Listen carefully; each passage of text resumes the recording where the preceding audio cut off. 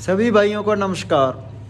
दोस्तों, आज हम बात करेंगे मास्टाइटिस के बारे में। दोस्तों, मास्टाइटिस मेनली 3 प्रकार की होती है।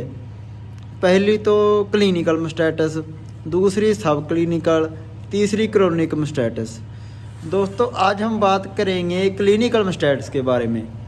सब क्लिनिकल मास्टाइटिस के बारे में आपको हम अगले पार्ट में बताएंगे और तीसरे पार्ट में हम क्रोनिक मास्टाइटिस के बारे में बताएंगे। दोस्तों, जो क्रोनिक मास्टाइटिस होती है ना, वो बहुत ही हार्मफुल मास्टाइटिस होती है। वो किसी गांव की गाय को ही होती है। तो दोस्तों, आज हम बात करेंगे क्लिनिकल मास्टाइटिस के बारे में। दोस्तों, क्लिनिकल मास्टाइटिस को कैसे पहचान सकते हैं। क्लिनिकल मास्टाइटिस में दोस्तों जो अडर होता है, अडर में सूजन आ जाती है। अडर एकदम से हार्ड हो जाता है और अडर का कलर रेड हो जाता है और उसके दूध में शिड्डियाँ आने लग पड़ती है और दूध का पीला भी पड़ जाता है। कई बार अगर शिड्डी ना है तो दूध पीला पड़ जाता है। कई बार दूध पानी की तरह भी हो जाता है, जैसे दूध में पानी की झलक आने लग पड़ती है। दोस्तों, जो हमारे छोटे फार्मर होते हैं तो जैसे अडर में सूजन आती है तो उनको कई बार लगता है कि अडर में किसी मक्खी ने काट लिया, तो तभी भी अडर में सूजन है, भी अडर का रंग लाल हो गया है। दोस्तों, हमें ये बातों में ध्यान नहीं देना। हमें अगर अडर में सूजन हो तो हमें तभी ट्रीटमेंट करने की ज़रूरत है। अगर हम टाइम वेस्ट कर लेते हैं ऐसे ही तो हम उस प्रॉब्लम ज़्यादा बढ़ जाएगी और जो टीट हो अडर का जो टीट है वो ख़राब हो सकता है। दूध कम आने लग जाएगा उसमें और गाय का दूध बिल्कुल सूख सकता है। जैसे कि कोई गाय 40 लीटर दूध देती है, उसका दूध भी 3 से 4 किलो रह जाता है अगर मास्टाइटिस ज़्यादा बढ़ जाए। तो हमने दोस्तों उसके लिए पहले ही ध्यान से ट्रीटमेंट करना है, शुरू में से ही जल्दी ही आइडेंटिफाई करना है। ज़्यादातर मैं तो दोस्तों ऐसे ही कहना चाहूँगा कि जो भाई काम वाले भी भाइयों ने लेबर रखी होती है वो चवाई करते हैं। अगर आपसे चवाई नहीं होती तो खुद कोल खड़कर खुद उस पर दूध में ध्यान दे रहे गाय का।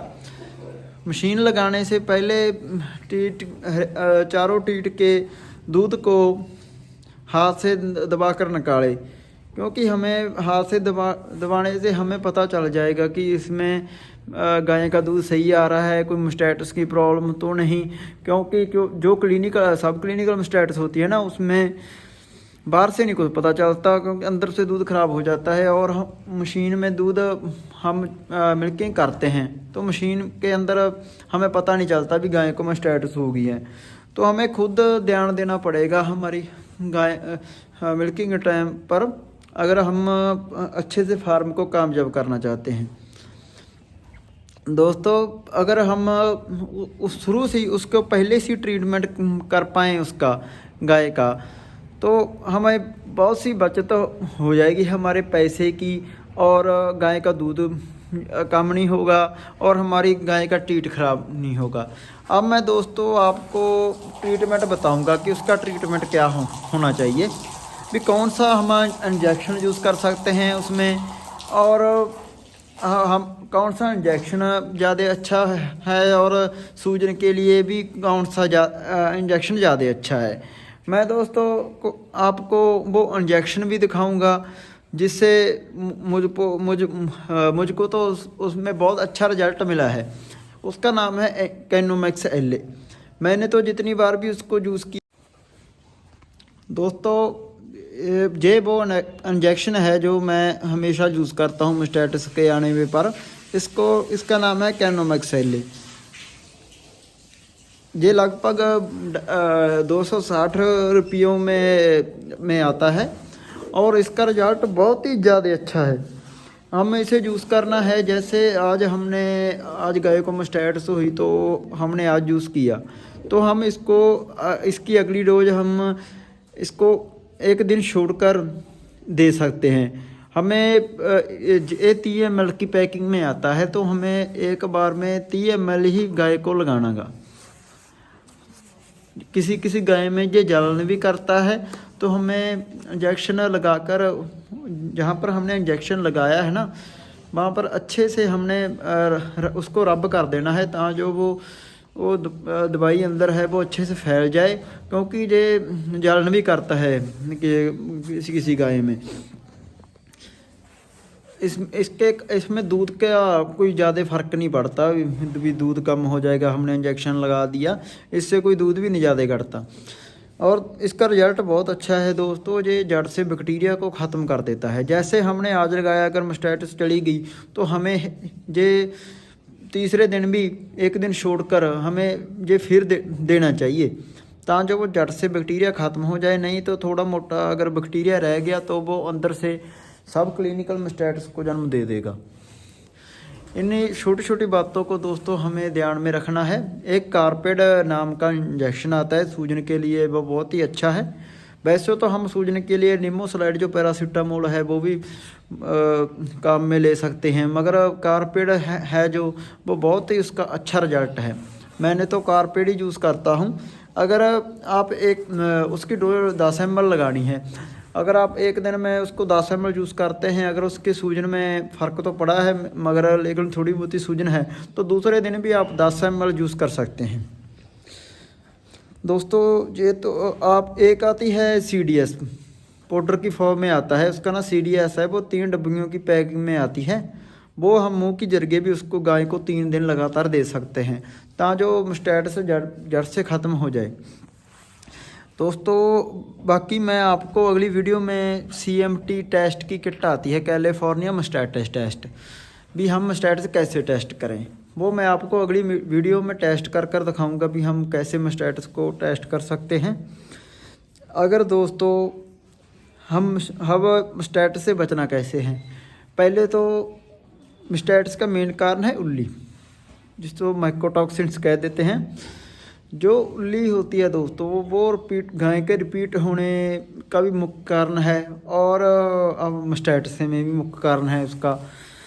मेरे फार्म में जब मैंने फार्म शुरू किया था दोस्तों, तो मास्टाइटिस बहुत ज़्यादा आई थी। मेरी 3-4 गायों को जैसे आज मास्टाइटिस हुई, फिर 10 दिन ठीक रही, फिर मास्टाइटिस हुई, तो मेरा बहुत सा नुकसान हुआ और गाय दूध भी बहुत ज़्यादा कम हो गया। तो मैंने आइडेंटिफाई किया कि हम सब कुछ तो ठीक कर रहे हैं, हम भी कमी कहाँ है। तो मैंने जब देखा कि जो मैं फीड डाल रहा हूँ वो फीड की जो एक्सपायरी डेट है, कोई भी फीड होती है दोस्तों, जैसे वो उसकी मैन्युफैक्चरिंग डेट आज की है, तो हमने उसे 45 दिन में यूज़ करना होती है। अगर 45 दिन से ऊपर हो जाए वो उसमें उल्ली बढ़ने लग जाती है। वो जो उल्ली होती है वो हमारी नेकड़ आँखों से भी हम देख सकते हैं उसको। तो वो लेबोरेटरी में टेस्ट कराएंगे तो उसमें हमें शो होगा कि इसमें उल्ली की मात्रा शो होगी है, और दूध में भी उल्ली आने लग जाएगी। तो हमने दोस्तों, अगर आपके फार्म में बार बार मास्टाइटिस आ रही है तो आपने देखना है कि जो आप फीड बर्त रहे हैं वो एक्सपायरी तो नहीं, जो आप साइलेज बर्त रहे हैं उसमें उल्ली तो नहीं आ रही, और जो तूड़ी बर्त रहे हैं वो उल्ली तो भी नहीं आ रही। साइलेज में भी कई बार उल्ली आँखों से नहीं दिखती, हमें लेबोरेटरी टेस्ट करा लेना चाहिए। जैसे कि अब पिछली बार जब हमने भी साइलेज डाला था तो उसके ऊपर बारिश बहुत होगी और साइलेज भी सीला पड़ गया, और सीला पड़ने से उसके अंदर उल्ली भी आएगी। उसका टेस्ट होता है, आप अच्छे से साइलेज को टेस्ट भी करा ले भी उसमें उल्ली तो नहीं आ रही। अगर आ रही है थोड़ी बहुत ही तो आप टॉक्सिन वेंडर उसको साथ में शुरू कर दें, क्योंकि अगर एक बार मास्टाइटिस हो गई गाय को तो हमारा 800-900 रुपये की मेडिसिन तो लग ही जाती है उस पर, 1000 रुपये की, और दूध अलग से कम हो जाता है। और दूसरी बात दोस्तों, मिल्किंग के बाद हमें 1 घंटे के लिए गाय को बैठने नहीं देना, क्योंकि उसके जो टीथ के पोर होते हैं जिससे मिल्क आता है उसमें से बैक्टीरिया अंदर चले जाते हैं। तो हमें इसलिए गाय को बैठने नहीं देना, उसको कोई फीड डाल दें या कोई पाउडर डाल दें, सैलेड डाल दें, ताकि वो उसमें उसके खाने में बिजी हो जाए और 1 घंटा बैठे ना। दूसरी बात दोस्तों, जैसे बारिश का टाइम होता है और अब ठंड का टाइम है तो धूप नहीं निकलती, तो जो जगह होती है वो गिल्ली हो जाती है, सूखी नहीं रह पाती, तो उसमें भी बैक्टीरिया बहुत से जन्म ले लेते हैं। मास्टाइटिस का कारण वो भी जगह है जो सूखी नहीं रहती। तो दोस्तों हमें इन कारणों में क्या करना है, एक फार्म का सैनिटाइज़र आता है, जैसे उसका नाम है फार्मिटाइज़र। तो हम उसके डोज भी लिखी होती है ऊपर, कोई 7.5 ml डोज होती है 1 लीटर पानी में। हम उसको डोली में डालकर स्प्रे भी कर सकते हैं हमारे शेड के अंदर, क्योंकि उससे स्प्रे करने से जो हार्मफुल बैक्टीरिया होते हैं वो मर जाते हैं।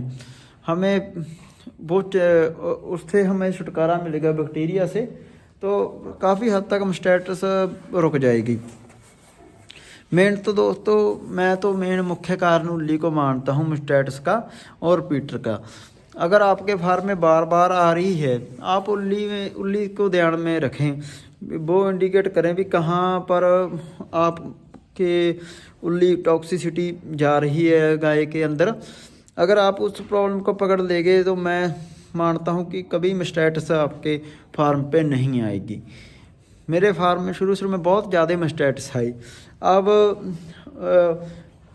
कम से कम 8-9 महीने हो गए हैं मेरे, उसमें एक केस मास्टाइटिस का आया है, नहीं तो मास्टाइटिस कभी आई नहीं। पहले तो मेरे रुपये भी बहुत, एक गाय को जब मास्टाइटिस हो जाती थी तो 1000-1200 रुपया लग जाता था। तो अब मास्टाइटिस बहुत ज़्यादा कम हो गई है, तो मेरी उससे भी बचत हो जाती है। मेन तो उल्ली है दोस्तों, मेन तो उसका कारण। तो हमें टॉक्सिसिटी को मेंटेन करके रखना चाहिए कि अच्छे से हमने जो भी डाल रहे हैं अच्छे से देख कर डालना चाहिए। कोई भी फीड डाल रहे हैं या उसकी एक्सपायरी डेट चेक करके डालना चाहिए।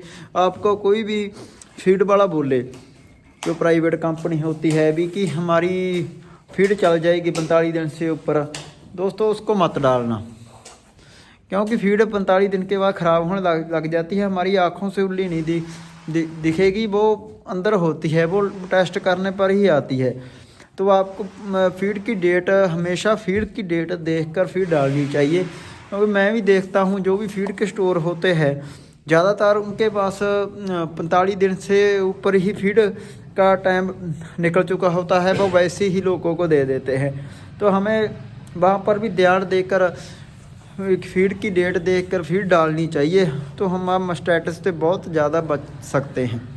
अगली वीडियो दोस्तों आपको मैं सब क्लिनिकल मास्टाइटिस के बारे में बताऊंगा, और फिर बताऊंगा आपको अगले पार्ट में, थर्ड पार्ट में क्रोनिक मास्टाइटिस के बारे में। हमारी एक गाय को हो गया था, हमारे पास पिक भी पड़ी है कि कैसे ऑर्डर हो जाता है। मैं आपको वो दिखाऊंगा भी क्रोनिक मास्टाइटिस कैसे होती है। तो आप वीडियो मैं दोस्तों समाप्त करता हूँ। मेरी वीडियो देखने के लिए सभी भाइयों को धन्यवाद। होप करता हूँ कि आपको वीडियो पसंद आएगी और आप ज़्यादा से ज़्यादा शेयर करेंगे। सभी भाइयों का वीडियो देखने के लिए धन्यवाद।